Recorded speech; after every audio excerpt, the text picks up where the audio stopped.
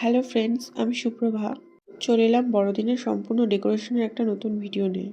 ডিসেম্বরের শুরুতে আমি বলেছিলাম যে ক্রিসমাস উপলক্ষে আমি নানা রকম প্রেজেন্টেশন তোমাদের সামনে তুলে ধরবো। আমি আমার কথা মতো সেগুলোকে ভিডিওর মাধ্যমে তোমাদের সামনে প্রেজেন্ট করেছি।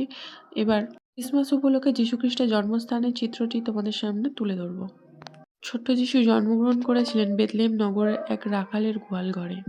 সেই উপলক্ষে অনেকে বড়দিনের সময় একটা ছোট্ট গোয়ালঘর বানায়, যেখানে মাতা কুমারী মরিয়ম, পিতা জোসেফ এবং ছোট্ট যিশুর মূর্তি থাকে।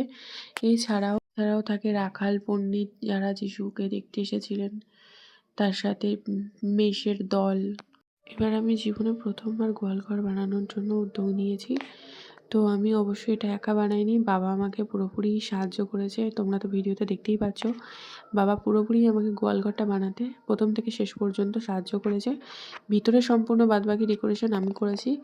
আর এই সমস্ত জিনিসগুলো আমাকে এনে দিয়েছে মা বাবা না থাকলে আমি হয়তো একার দ্বারা এটা সম্ভবই হতো না। তো মূর্তিগুলো আমি নিজের হাতে বানিয়েছি, তোমরা ভিডিওর মাধ্যমে দেখেইছো। আমার মূর্তি সম্পর্কে কোনো আইডিয়া নেই, ভুল ত্রুটি অনেক রকম কিছু হয়েছে। তাও যে আমি 3টে মূর্তি বানাতে পেরেছি এটাই আমার কাছে অনেক বড় ব্যাপার। এই মূর্তিগুলো কিনতে পাওয়া যায়, কিন্তু নিজের হাতে বানানোর মতো আর কিছু হয় না আমার মনে হয়। নিজের হাতে বানানোর মধ্যে একটা অন্যরকমই অনুভূতি, ভালোবাসা মিশে থাকে, যেটা কিনে আনা জিনিসের মধ্যে পাওয়া যায় না।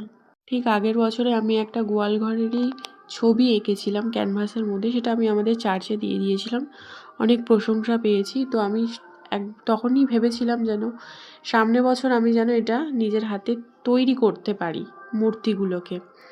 তো আমি বেশি না 3টে মূর্তি তৈরি করতে পেরেছি আর একটা ভেড়া। তো এই হলো আমার গোয়ালঘরে পুরোপুরি ডেকোরেশনের ভিডিও।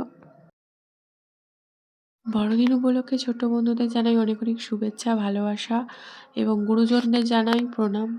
তোমরা সকলে সুস্থ থেকো, ভালো থেকো আর খুব মজা করে ক্রিসমাসটা কাটিও।